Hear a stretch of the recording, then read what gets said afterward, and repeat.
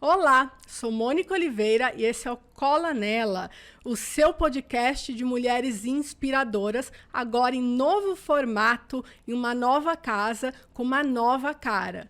Mas antes da gente receber a nossa convidada de hoje, eu quero que você se inscreva em nosso canal no YouTube, ativa o sininho e compartilha com as pessoas. Bom, pessoal, tem uma frase da nossa convidada que fala o seguinte: sobreviver sendo negra no Brasil é um episódio de superação diário. Então, é com essa frase que eu queria recebê-la, entender um pouco mais, nos aprofundarmos na realidade dela e dar as boas-vindas. Mônica, primeiro, muitíssimo obrigada por sua participação aqui com a gente, por topar participar do Cola Nela, né? Quero agradecer imensamente a sua participação. Mônica, primeiro que eu tô com a Xará, né? Então, acho que eu tô no ambiente seguro, estou entre amigos aqui, né? Você tem um nome maravilhoso. Eu queria agradecer o convite, é sempre interessante poder falar um pouquinho do meu ponto de vista a respeito de mundo, a respeito do que é ser preto no Brasil e ser uma mulher preta, porque querendo ou não, eu tenho duas marcações que me acompanham e vou continuar me acompanhando. E essa frase que você trouxe é algo que eu tenho que repetir pra mim todos os dias, porque lá atrás eu imaginava, quando eu alcançar determinado posto, acabou minha luta. E nunca é assim, né? Esse ato de superação, ele recomeça a cada nascer do sol. Mas, como eu digo nas minhas palestras, eu só posso dar certo, né? Então, acho que minha mãe, quando ficou grávida, as 3 vezes que ela ficou, ela passava a mão na barriga e falava assim, conversava com o embrião e falava, meus filhos, vocês precisam dar certo. Então, a partir desse ponto de vista, a gente vai tocando a vida e vai ter coisa que vai dar certo, vai dar errado, mas eu vou trazer um pouquinho aqui das minhas vivências e espero poder agregar valor pro pessoal que tá com a gente acompanhando e que possa ser uma semente pra gente poder refletir a respeito de ser mulher, de ser negro, de racismo, de discriminação, de preconceito, e eu tô à sua disposição aqui. Obrigada novamente. Bom, você é a irmã mais velha aí de uma família de 3, né? Foi criada pela sua mãe. Teve muitos desafios ao longo da sua trajetória, inclusive não só profissional, mas principalmente pessoal. E hoje é uma grande executiva. E eu queria entender como que foi essa trajetória, como que foram esses episódios de luta, de superação para você chegar onde você chegou hoje. Como você acabou de dizer, né? Você não tem outra escolha a não ser vencer. Então, como que você venceu? Se você considera que hoje você já chegou no patamar que você gostaria ou que você ainda tem muita coisa aí pela frente? Eu acho que eu vou começar do fim. Eu acho que chegar num patamar e chegar sozinha não faz sentido algum, né? Eu tenho que chegar e ver os meus naquele lugar, porque senão a solidão de alcançar algo que só você comemora, ela é inócua, ela não traz, ela não agrega valor para você enquanto ser humano que quer que as pessoas que você representa estejam também vencendo como você. Eu acho que eu represento alguma coisa, mas em absoluto estou mudando a vida da grande maioria da população do Brasil. Mas vamos começar do começo. Eu sou a mais velha de 3, sempre tive o desafio, quando minha mãe não estava em casa, porque ela precisava trabalhar em 3 ou 4 empregos, porque ela prezava pela educação. Então, a gente, até determinado ponto, porque ela não pôde fazer isso durante toda a nossa vida escolar, ela pagou colégios particulares e ela tinha que dobrar, ela trabalhava na área da saúde. E eu virava um pouco mãe dos meus irmãos, porque eu era a mais velha. E eu lembro que quando eu tinha mais ou menos uns 4 para 5 anos, meus pais se separaram porque minha mãe sofria relacionamento abusivo, a ponto de chegar do trabalho com o salário do mês, apanhar do marido, o marido pegar o salário e gastar fora de casa e não trazer as coisas que a gente tinha necessidade. Então minha mãe imbuída dessa coisa de que eu não quero deixar com que os meus filhos vivam isso, sofram com isso, pegou um, tava na barriga ainda, e eu com 4 anos, o meu irmão tem uma diferença de 1 ano e meio pra mim, ela pegou os 2 e foi embora. E eu lembro que Com 5 anos eu lembro do meu pai em cima do telhado falando que ia entrar naquele lugar, a gente morava num quarto e cozinha e ia matar todo mundo. E é interessante porque eu tenho 49 anos, eu fiz 49 anos essa semana e eu continuo ligando a televisão e continuo vendo homens matando mulheres porque elas escolheram ser livres, serem felizes e eles não compactuam com essa escolha, né? Então, às vezes, olhando em retrospectiva a minha vida, eu acho que a gente não avançou, né? Falar de feminicídio nos dias atuais é falar que a gente não evoluiu quando a gente fala do relacionamento entre um homem e uma mulher na nossa sociedade. E, por incrível que pareça, a gente teve que várias vezes mudar de lugares e pedir para que os parentes do meu pai não soubessem onde a gente estava morando, porque a perseguição era um ato que era recorrente nas nossas vidas. E já estava fácil a vida com essa perseguição de alguém do seio familiar. E quando a gente se vê um pouco mais velho, minha mãe ela me chama, que sou mais velho, e fala: minha querida, eu não vou conseguir pagar a faculdade para você e eu não quero que você se envolva com subemprego. Então, escolha um colégio técnico para poder fazer, porque no mínimo você vai poder trabalhar com algo que vai te tirar dessa bolha ou do que as pessoas normalmente conseguem associar, ou a mulher negra está estereotipada. Ou vai ser uma babá, ou vai ser uma pessoa que ajuda em serviços de limpeza numa casa, enfim. E eu fui fazer um colégio técnico de contabilidade. E a partir daí vem o fenômeno da representatividade, né? Um dos meus professores negro, o único professor que eu tive negro no ensino médio, ele me dava aula de economia, ele era economista, e eu queria ser aquilo. E só depois de muito tempo caiu a ficha que eu queria ser aquilo porque eu me via naquela pessoa.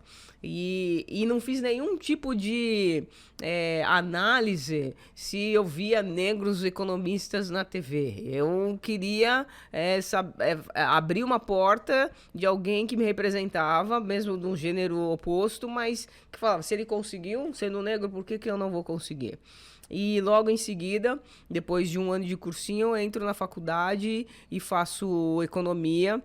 Mas já nesse período eu comecei a perceber que eu era diferente das outras pessoas. Porque desde de nova, fugindo do meu pai e da família dele, a gente saiu da Vila Carrão aqui em São Paulo. A gente morava num bairro que é mais afastado, não é periferia, mas é mais afastado. E fomos morar na Moca, onde eu moro até hoje. E a Moca basicamente é um bairro branco, né? Um bairro que recebeu muitos italianos, imigrantes, lá da década de 1920, 1930. Então, as minhas amigas, eu nunca tive amigas negras como eu. E a raça não era um problema para mim. Mas quando tem que entrar no mercado de trabalho, eu via que todas elas conseguiam emprego e eu ficava para trás. Conseguia emprego e ficava para trás. E um dia, conversando com a minha mãe, ela falou assim: acho que você ainda não percebeu o óbvio. Você é a única diferente entre as suas amigas. Você é preto, elas não, né? E aí é que caiu a primeira ficha. Eu não tinha a boa aparência que apareciam nos jornais, né? Porque boa aparência não era ser bonito, era ser branco. E ter aquele padrão eurocentrado. Eu li uma frase uma vez, rapidamente, Mônica, que você disse que você se descobriu negra muito tarde, né? Que quando você entrou no mercado de trabalho, que foi que isso aconteceu, né? Eu acho que está muito relacionado ao que você está contando agora, que você foi criada por uma mulher muito forte, que talvez por isso você também seja uma mulher muito forte, uma mulher que prezou muito pela educação, né? Que batalhou demais para te dar essa oportunidade que talvez você e os seus irmãos tenham conseguido e outros negros não tenham acesso. Sim. Né? Como que é isso para você? Como que foi esse momento ao se descobrir negra? Como que foi essa sensação? É complicado porque é um misto de descoberta e revolta, né? Revolta de por que o mundo me trata assim, por que tem que ser assim e como eu mudo isso rápido. Quando a gente é muito novo, a gente acha que num movimento eu altero todo o status quo em que eu estou inserida, né? E o poder econômico diz o contrário.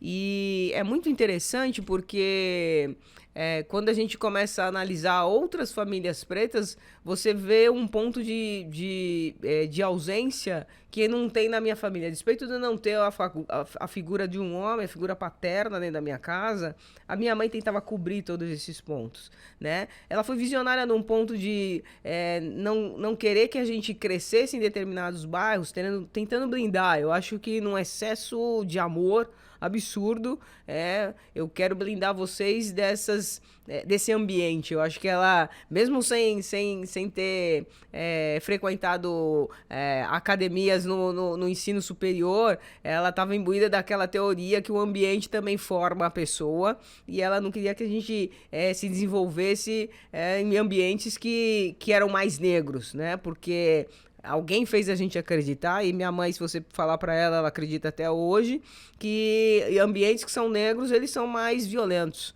né? E aí vem aí esse estereótipo, o preconceito que você cria a respeito de determinada população. Não dá, é absurdo eu ter que imaginar que quem eu represento representa violência, representa indolência, representa indisciplina, né? Então você vê que o colonizador, ele foi extremamente audaz e esperto, porque ele soube incutir esse tipo de ideia nos próprios negros.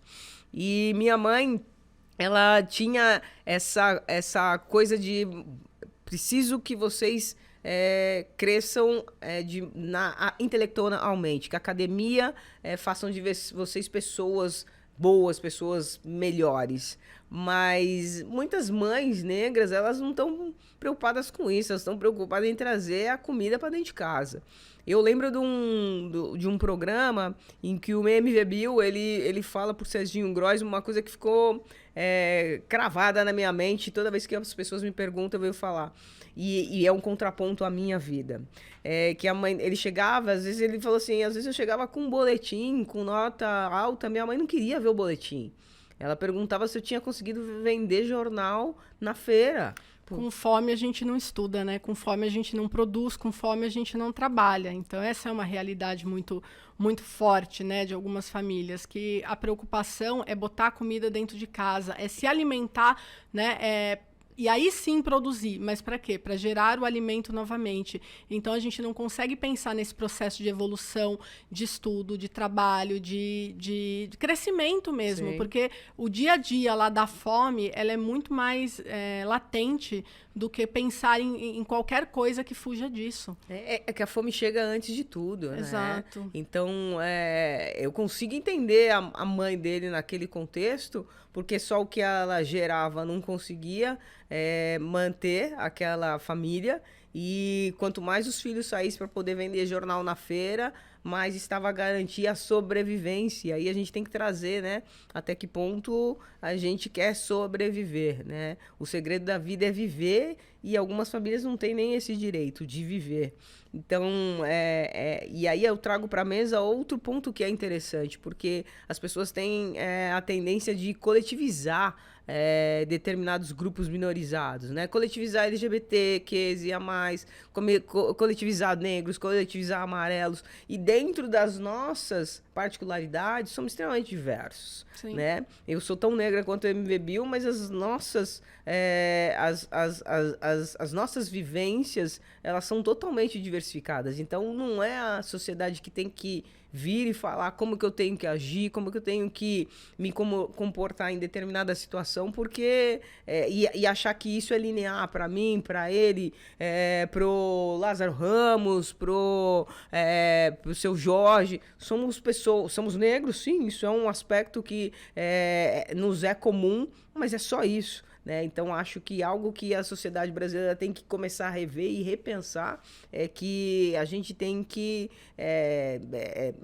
ter o direito da nossa subjetividade enquanto pessoas, enquanto seres com dignidade humana, né? Isso é essencial para a nossa existência. Perfeito. E falando um pouquinho da sua carreira, né? Voltando um pouquinho nesse assunto, o quanto que você acredita que o fato de ser uma mulher e negra dificultou para você alcançar os objetivos que você tinha em mente, ou o quanto que isso fez você ter que ser mais do que as outras pessoas? Interessante isso, porque Quando eu olho os meus pares hoje, todos eles evoluíram muito mais do que eu. Então, eu não sei se hoje é o motivo de alegria ou de tristeza o que eu alcancei. E aí eu tenho que trazer para a mesa a questão do gênero e a questão da raça. E acho que sempre foi e sempre vai ser um ponto enquanto a gente mudar o mindset das pessoas, né? Então, eu fiz um curso de economia, ingressei no mercado formal de trabalho por um ingresso via concurso público, porque pelas vias normais isso não era factível, não era razoável, porque eu não tinha boa aparência, né? E quando eu entrei nesse mercado de trabalho, você estabelece outras relações e, querendo ou não, é como se fosse um vírus num corpo estranho, né? Você entra numa empresa que é muito branca, é muito masculina, é muito heteronormativa, e aí entra uma pessoa, você tem como contrapartida ser rechaçado. Então, tudo que você representa não vai ser visto, não vai ser parabenizado, não vai ser alçado a voos maiores.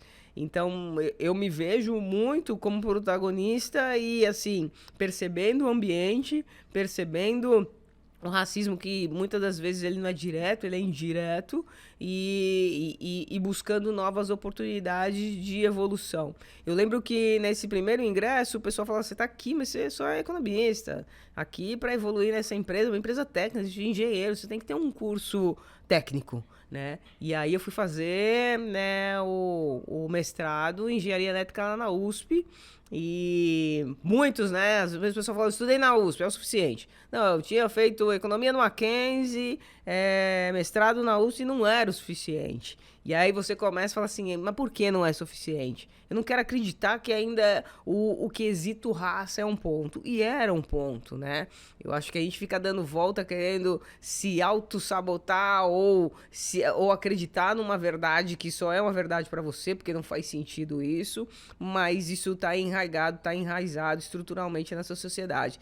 E quando eu vou evoluindo, mas assim, ainda em passos menores, as pessoas falam assim: ah, mas você não tem o suficiente, né? Você é mulher, de novo, você é mulher, você tem economia, tem o curso técnico da engenharia, mas precisaria algo um pouco mais focado numa regulação econômica, do lado mais jurídico. Aí eu volto para a academia de novo, faço um curso de direito, e hoje, analisando minha vida em retrospectiva, eu tenho muito orgulho e me decepciono muito comigo, porque eu tive que ir redirecionando rotas, replanejando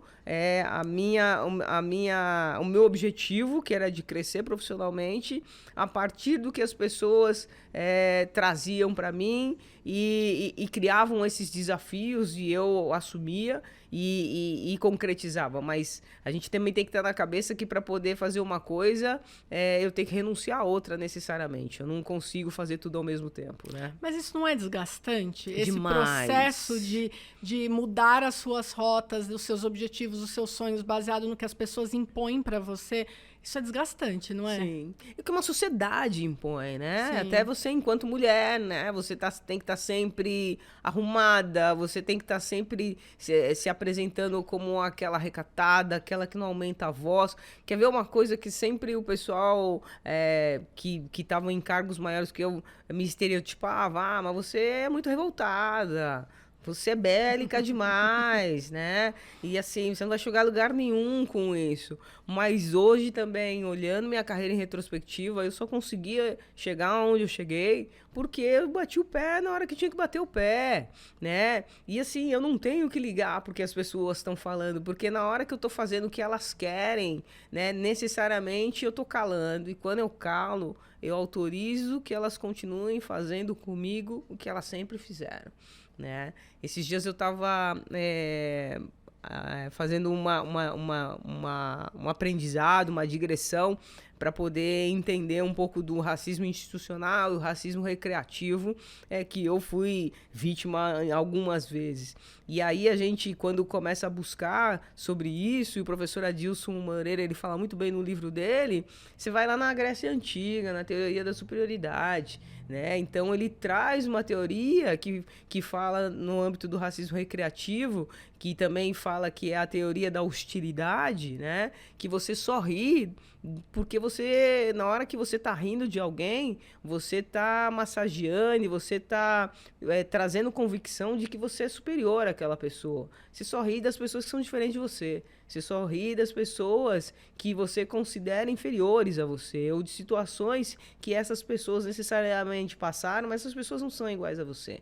Então, até que ponto essa teoria ela não permeia a nossa sociedade como um todo? Não estou adstrita ao país que a gente vive como um todo. Vou trazer agora o que a gente passou há pouco tempo, que é a coisa da Copa do Mundo. Até que ponto, quando alguém entra num campo de futebol e joga banana para uma pessoa, ela não acha que é melhor do que a outra. Na hora que alguém joga banana para uma pessoa negra, ela está falando assim, você não é humano.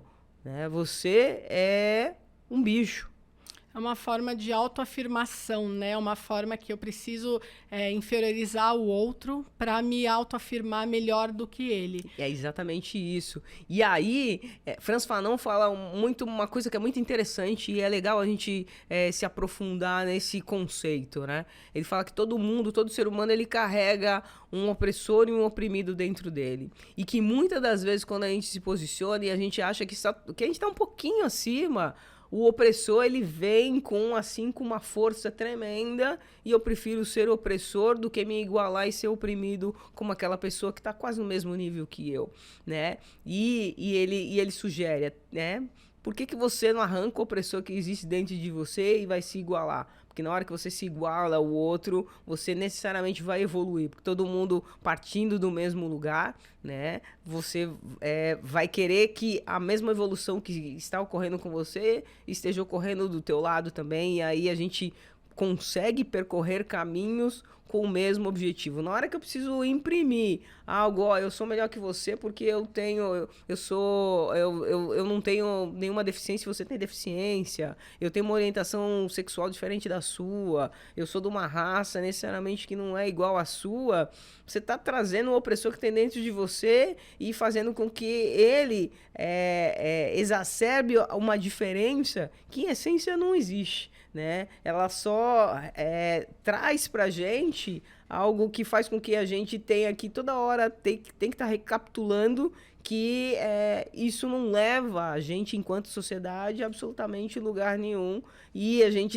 Mas a gente consolida essa falta de oportunidades e de valorizações do diferente que acabam não agregando valor quando a gente vai pensar num negócio, quando a gente vai pensar em meios de fazer a mesma coisa de uma maneira diversa, né? Olha, isso que você está falando é muito interessante, falando inclusive de negócios, de mercado de trabalho. A gente sabe que a maioria da nossa população são negros, né? Uhum. E que a gente tem 30% dos líderes negros apenas em posições de liderança, sendo que a maioria, inclusive, ganha menos do que os brancos, né? Isso que eu estou falando em relação à raça. Uhum. E se eu falar em relação à mulher, também ganha menos ainda. Como você enxerga esse cenário? O que você acha que a gente pode fazer para mudar isso, né? Eu acho que, assim, em números atuais, esse número de negros na liderança, ele é menor que 10%, mais ou menos 7%. Quando você fala de mulheres negras, menos de 1%, 0,8%, alguma coisa assim. Que é algo revoltante. Vou trazer o recorte para o meu estereótipo aqui. Eu sou uma mulher preta e a mulher preta hoje é 29% da sociedade brasileira. E ela não está representada nas organizações. Né? Todo mundo vem falando muito do tema da diversidade e da diversidade de gênero. E querendo ou não, na hora que você fala do gênero, você esquece da mulher preta, da mulher indígena, da mulher trans, da mulher com deficiência. Então não adianta nada você querer uma diversidade onde só a mulher branca que também traz aquela coisa da superioridade racial, né? Pretensa superioridade racial, tá impregnada naquilo. Na hora que você continua trazendo um rol de pessoas em detrimento de um outro, né, que você economicamente está considerando minorizado, que somos numericamente maiores, mas em todos os outros aspectos somos minorizados, a gente continua mantendo a diferença. E pior, a gente não é inteligente fazer isso. Se eu preciso de 2 Mônicas Oliveiras para fazer o mesmo podcast com ela nela, você está gastando dinheiro, é perdulário isso. Manda uma Mônica Oliveira embora. Porque estou precisando de 2. Se eu preciso em determinado setor de 2 pessoas iguaizinhas, com a mesma cultura, com a mesma escola, então eu não preciso de 2, eu preciso de uma só. Então, até que ponto a gente vai ficar batendo na mesma tecla para poder estabelecer aquela regra da broderagem? Se fez a mesma escola que eu, se tem a mesma característica física que eu, né? Esse daqui, já que ele é parecido comigo, esse daqui é o que está pronto para assumir esse cargo. A gente ainda tem impregnado no nosso, eu não sei dizer para você, para mim, eu vou falar que é no nosso consciente. Quando a gente conversa com o pessoal, com a branquitude, fala, tá no subconsciente. Não sei se tá no subconsciente. A gente tá há algum tempo falando sobre isso e vocês continuam fazendo as mesmas coisas, né? Então, até que ponto a gente vai extirpar essa coisa de considerar só as pessoas iguais a mim melhores ou superiores às outras e começar a trazer diversidade, porque querendo ou não, na hora que eu vejo culturas diferentes, pontos de vista diferentes, pessoas diferentes, né? Eu tô trazendo uma multiplicidade de visões, de resultados, de manejos, que, querendo ou não, eu não consigo ver resultado diverso de você agregar valor nos negócios, né? No mínimo, agregar valor nos negócios.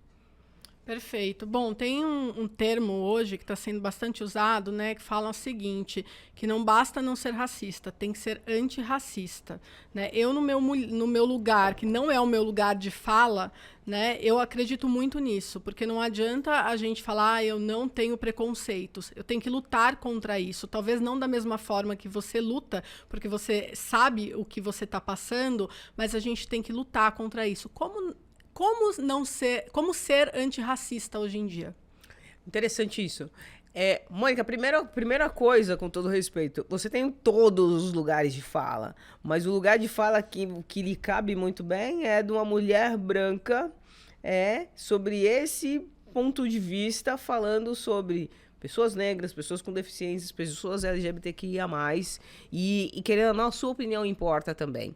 Porque muitas das vezes eu vou entrar num lugar e vou falar sobre os pretos e vou defender, porque eu sei o que é ser isso, e a pessoa fala, você está advogando em causa própria, né? Então, é bom você saber sobre a minha opinião, saber sobre a opinião de alguém que é branco, uma mulher, um homem, uma mulher trans, um homem trans, né? Cada um vai ter uma fala a respeito de determinada situação. Falando em ser antirracista, vou dar o exemplo do que aconteceu no parlamento francês, que me deixou feliz e triste. Quando um parlamentar estava lá falando sobre a COP27 e falando sobre as degradações, esse não avanço, né? Essas não reformulações de como que a gente está tratando o meio ambiente estava impactando a sociedade, algum parlamentar, um abençoado, pegou e falou, volta para a África. E não foi ele falou nunca, né? Ele é francês, negro, mas francês, e o parlamento todo parou. O parlamento todo parou e quis saber quem é que tinha falado aquilo. Isso é você ser antirracista. Porque eu tenho certeza, a mais absoluta certeza, porque eu tenho 49 anos e nunca, em nenhum momento em que eu fui rechaçada, em que eu fui apontada por ser negra, nenhum branco quis me defender, né? E ali, mesmo que tenha sido singela, saber quem era, a gente estava querendo procurar quem estava trazendo mal ou fazendo mal naquele momento. E isso, para mim, é essencial para quem quer ser antirracista. Na hora que você se indigna, você tem que colocar isso para fora. De novo, é você não autorizar que novas formas de racismo sejam realizadas a partir desse ponto de vista que uma pessoa se sente autorizada. Como que alguém se sente autorizada a, no meio do parlamento, mandar alguém voltar para a África, né? Você ficar quieta, você colar nessa situação, você autorizar outros parlamentares falarem isso para outras pessoas. E naquela oportunidade era voltar para a África, amanhã volta para o Afeganistão, volta para a China, Então, assim, a gente só tem um alvo hoje, mas os alvos eles vão mudando quando essas populações vão sendo dizimadas. Tem um documentário muito interessante chamado Olhos Azuis, de uma filósofa americana, e ela coloca num auditório pessoas americanos com olhos azuis e olhos castanhos. E ela começa a falar e incutir na cabeça das pessoas de olhos azuis que quem nasceu com olhos azuis são ruins, são piores, são menores. É o que hoje fazem entre brancos e não brancos. E eles começam a brigar num programa de TV porque um tem olhos azuis e outro não tem olhos azuis. No final do dia, é sobre isso que a gente está falando. Opressor e oprimido. Na hora que a gente exacerba o opressor que existe na gente, a gente acha que a gente é superior e a gente quer manter as vantagens do privilégio só por conta de uma característica física, a gente é o começo do fim. Mas eu queria dar um outro exemplo sobre antirracismo que eu achei interessantíssimo, que eu vi o Mano Brown falando faz uns 10 dias numa entrevista. Ele falou que uma mãe de um fã dele parou e falou assim: mano, olha, eu sou sua fã, mas mais fã do que eu é meu filho, mas ele tá tão esquisito, ele tá com algumas coisas que eu não tô entendendo nessa criança. Quantas vezes ele tem? Ele tem 17 anos, ele só fala de umas coisas que eu não concordo, e quando fala de racismo ele já quer ir pra rua, quando vê alguém sendo enquadrado pela polícia, ele já quer lá e quer lutar. Aí o Mano Brown vira pra ela e fala assim: seu filho é preto ou é branco? Ele é branco. Seu filho é espetacular. Seu filho é maravilhoso. É verdade, caramba, que história. Porque assim, ele tá fazendo certo. Ele não tem nada de errado, não. Passa meu celular pra ele agora. Eu quero conversar com essa pessoa. A gente tem que parar de imaginar que só porque eu sou a vítima, toda hora eu tenho que ficar gritando que eu não consigo respirar. Né? A gente só vai começar a mudar quando pessoas assim, e oxalá que essa geração só seja assim, que começa a se revoltar quando alguém está fazendo mal para outra pessoa deliberadamente, voluntariamente, sem nenhum problema. Olha o que aconteceu com aquele humorista, o Ed Júnior, né? Ele não podia estar no elevador de um prédio com uma mulher, né? E no outro dia, vários moradores brancos fazendo uma passeata ou um movimento. Isso é ser antirracista, porque assim, não tem motivo nenhum, é por conta da cor da pele. De novo, a gente vai trazer o assunto da teoria da superioridade aqui para a mesa, né? Numa escala muito menor, é aquela história da piada, né? Que quando você oprime o outro e ofende o outro, aquilo não é mais engraçado. Então você não é só não rir, é também não deixar com que os outros façam esse tipo de piada. Então, trazendo agora para uma escala maior, é tudo isso, é a gente se posicionar, né? É a gente também não digo, não é esse o termo, mas tomar as dores do outro que está sendo oprimido. Se eu não sou oprimido, eu não posso deixar com que o outro seja. Né? Então, eu acho que é nessa linha. Mas eu sei que você, Mônica, tem bastante iniciativas, né, em relação à causa da diversidade, à causa racial, enfim. Conta um pouquinho pra gente que tipo de iniciativas são essas, o que você faz no seu dia a dia para que você consiga, né, conscientizar as pessoas mesmo de serem antirracistas, de atuarem, né, em causas de diversidade no geral. Conta um pouquinho pra gente.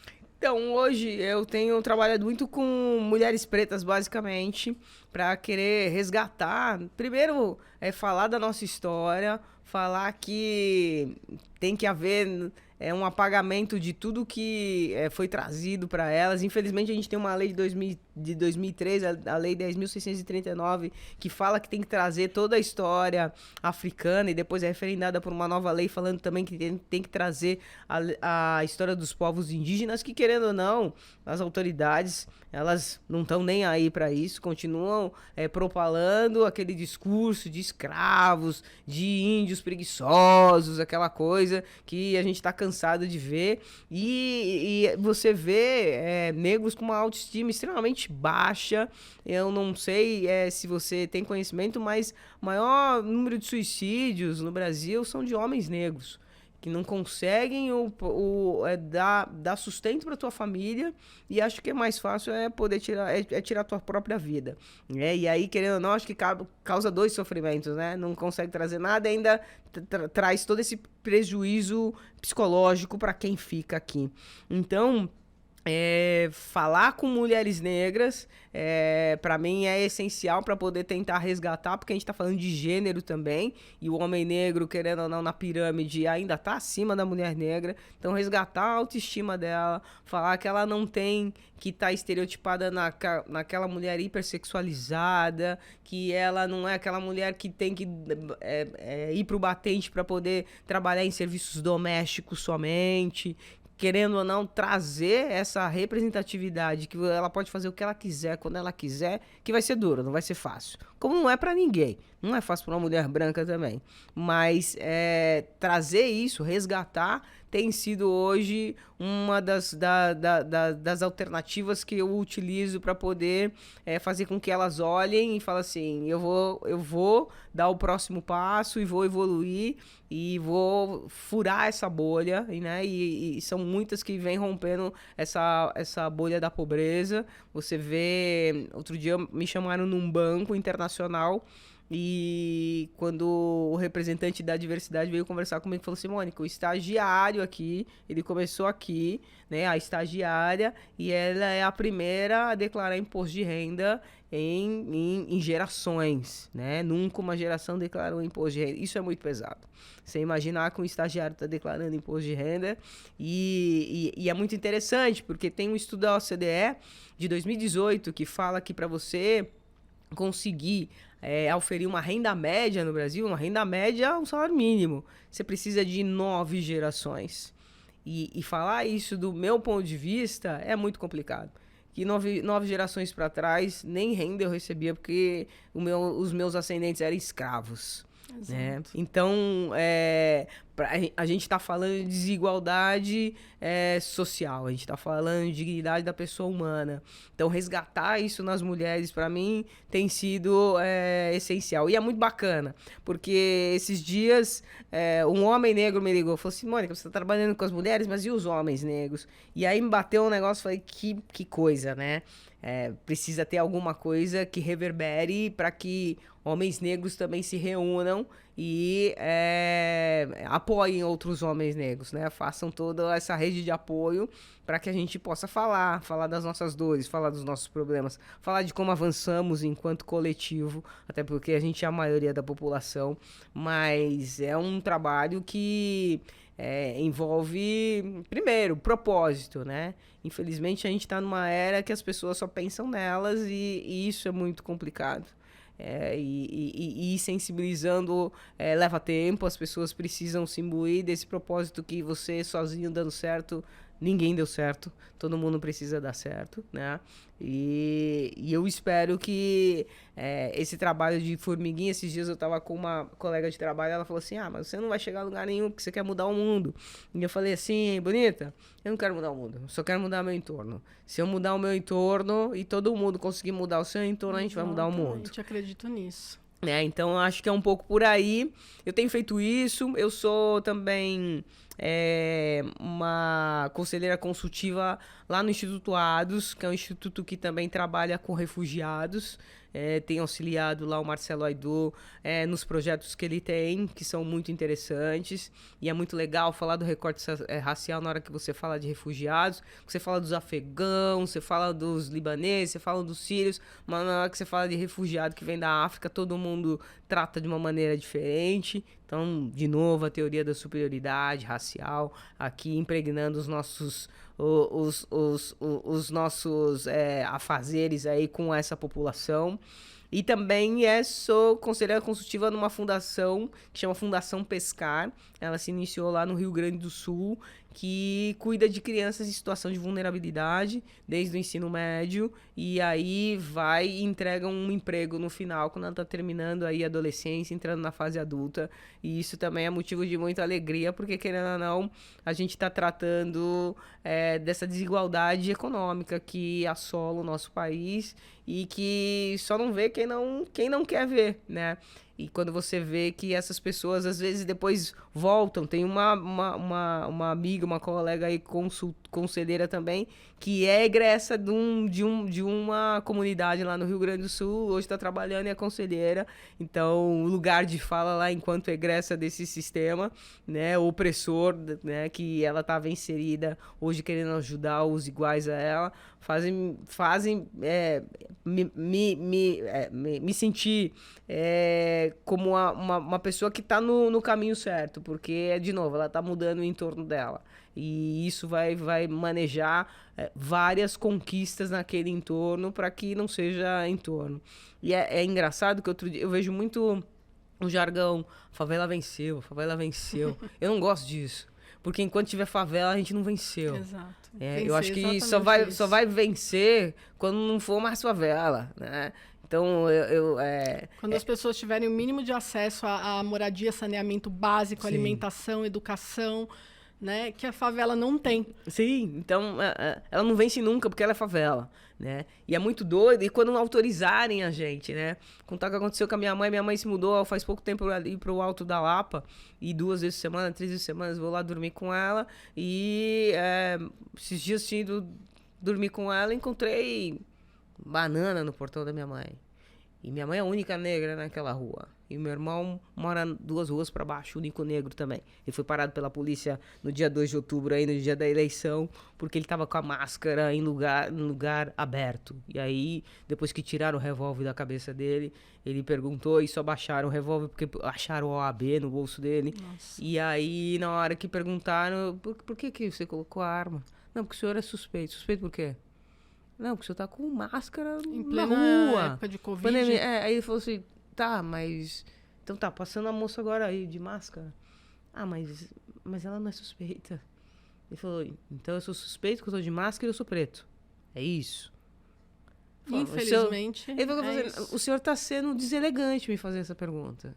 Ainda teve que ouvir isso. O senhor está sendo deselegante em me fazer essa pergunta. E banana no portão da minha mãe. Será que eles querem que só a favela vença? Então, na hora que você estiver nas ruas em que eles são a maioria, são 99,9%. Um negro tá ali, ele tá achando que você tá invadindo o espaço de alguém, que você não merece estar ali. E isso é muito complicado. Então, a gente vê que a nossa luta, ela perpassa as paredes das empresas, ela perpassa também o saneamento básico. É você se imbuir de que a gente começou a dar certo, graças a Deus, mas que você vai ter que respeitar a gente. E assim, ninguém tá pagando para ele morar lá ou para minha mãe morar lá, né, com o sustento dela.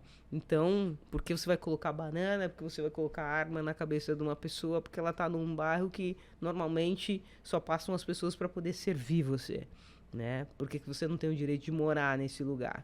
Então, a gente tem que trazer aqui para a mesa aspectos que mostram que o racismo é uma doença que está impregnada. E que você, às vezes, até gosta dela do jeito que ela está instituída, porque ela promove a segregação e você se acha melhor. Então, eu quero que continue dessa maneira, né? Então, pensar desse jeito que traz, de novo, vou voltar lá para o início da minha fala com você. A luta é diária, o exercício da superação tem que ser diário, porque eu saio da empresa, eu estou sujeita a ter uma arma na minha cabeça. Eu saio da empresa, eu estou sujeita a chegar na minha casa e ver banana pendurada no portão. Então, até que ponto você quer um equilíbrio psicológico de uma pessoa, né, com esses eventos acontecendo cotidianamente na tua vida? Isso é muito complicado. E o racismo é uma questão que as pessoas... brasileiro diz que não é racista, né? Então, acontece muito de falar assim, não, imagina, eu tenho uma amiga negra, a moça que trabalha na minha casa lá, ela é negra, né? E eu acho ela ótima. Então, esse racismo, ele tá nos detalhes, ele tá nas frestas, ele tenta não ser tão escancarado assim, mas ele está no dia a dia das pessoas. Então, essa questão realmente da gente, agora que você falou, agora eu peguei meu lugar de fala, né? Da gente lutar contra isso e contra qualquer tipo de preconceito, desigualdade, seja de raça, credo, cor, enfim, etnia, gênero, enfim, a gente tem que lutar contra isso e a gente tem que ter referências, né? E o mais importante é quando a gente também se torna uma referência. Além de ter referências, a gente se torna uma referência. É isso que eu vejo em você hoje. Você se tornou esta referência. Você pega outras pessoas que te inspiraram, mas você hoje inspira pessoas. Então, eu quero te agradecer imensamente por toda essa mensagem que você trouxe aqui pra gente hoje, né? Espero que da mesma forma que você me inspirou, né, quando a gente se conheceu, você possa inspirar todo mundo que esteja nos ouvindo, nos vendo, né, e faça refletir um pouquinho do nosso papel mesmo, né, do nosso papel como antirracista, do nosso papel como sociedade, do nosso papel em relação ao outro como ser humano e levar toda essa mensagem, essa reflexão para o nosso dia a dia, para que a gente possa, pelo menos, mudar o nosso entorno. Obrigada, Mônica, de coração. Mas antes da gente finalizar, eu queria que você deixasse uma dica de um livro, filme, algo que te inspira para os nossos, né, ouvintes aí, para os nossos espectadores, para quem está assistindo a gente, e desse um recadinho final, pode ser? Pode sim. Eu gosto muito do livro que é básico e que, se alguém quer começar a entender o racismo, tem que ler, que é o Pequeno Manual Antirracista da Djamila Ribeiro, né? Você falou há pouco dos lugares de fala. É interessante porque normalmente a gente nunca é apresentado a autores negros. E quando a gente começa a ler e a gente começa a ver sob o ponto de vista deles, fica muito mais claro pra gente. Pra mim, alguns anos atrás, assim, é óbvio, será que a pessoa não tá vendo que eu sofro racismo? Né? Não é claro que ela tá me tratando diferente das outras pessoas? E demorou pra cair a ficha. E não é óbvio para as pessoas. Porque elas não sofrem isso, elas não vivem isso. Então a gente tem que dizer o óbvio. Infelizmente, o óbvio precisa ser dito, sim. Porque, querendo ou não, a gente escancara que as coisas elas precisam ser mudadas, né? Que rotas precisam ser restabelecidas e que pessoas precisam ser respeitadas, né? Seja quem quer que seja. E eu tenho dois seriados que eu acho que são bem interessantes, que um é da Prime Video, que chama Them, que é eles em inglês, que fala das pessoas saindo da Carolina do Norte, nos Estados Unidos, e indo para a Califórnia, para uma vizinhança extremamente branca no oeste dos Estados Unidos, e isso impacta bastante. Eu vejo muito o Brasil nesse sentido. E Olhos que Condenam, que é uma série de um pouco mais de 2 anos e meio, mas que falam sobre a culpabilidade de pessoas pretas só por serem pessoas pretas. E isso acontece todos os dias aqui no Brasil, né? Vídeo que aconteceu com meu irmão com uma arma na cabeça, que era suspeito só porque ele tava com máscara na rua às 10 horas da manhã, em plena Vila Leopoldina. Então, eu acho que procurar saber, querer entender mais, né? E mais, eu não quero que as pessoas exerçam a diversidade dentro das suas empresas. Eu quero que você exerça a diversidade dentro da tua vida, que você ensine seus filhos a serem antirracistas, que você ensine os seus filhos que esse agressor que existe dentro de você tem, esse opressor, né, que está incutido, ele tem que ser morto na nascente, né? A gente só vai ser um ser humano melhor a partir desse momento, e que essa teoria da superioridade, rasga todo Aristóteles que fala sobre isso, pelo amor de Deus. Isso não leva a gente a lugar absolutamente nenhum. E queria mais uma vez agradecer a oportunidade de estar aqui falando um pouquinho a respeito desses assuntos que atravessam a minha vida, para que possam, no mínimo, ser refletidos de uma maneira que não seja tão impactante, mas que sejam reflexivos no dia a dia das pessoas, na hora que elas estiverem falando sobre pessoas pretas, ou na hora que virem uma reportagem e o pessoal fala assim, ah, não, mas era óbvio, era preto, então ele era traficante mesmo, era ladrão mesmo. Não, não é assim. Até que ponto você está deixando, né, o opressor que existe dentro de você operar nesse sentido? Então, é sobre isso no final do dia, e agradeço imensamente a oportunidade mais uma vez, Mônica. Eu que agradeço, minha xará. Bom, obrigada novamente. Obrigada a você que esteve com a gente nesse episódio de Cola Nela. Aliás, aproveitando, Mônica, você quer deixar suas redes sociais para as pessoas te encontrarem? Vamos lá, eu tô no LinkedIn, Mônica Marcondes, fiquem à vontade para poder me chamar lá. Eu só não garanto respostas imediatas porque tem bastante gente me chamando. E meu Instagram, Mônica Marcondes 73. Pode me chamar lá que vai ser um prazer falar com você a qualquer momento. Então, gente, siga ela, cola nela, porque ela tem muito conteúdo, muito a agregar, muito, né, para fazer a gente refletir. Obrigada novamente a você que ficou aqui com a gente. Não esquece de se inscrever nos nossos canais lá no YouTube, ativar o sininho. Adiciona também as nossas redes sociais lá no Instagram, @podcast.colanela. Muito obrigada e até o próximo episódio.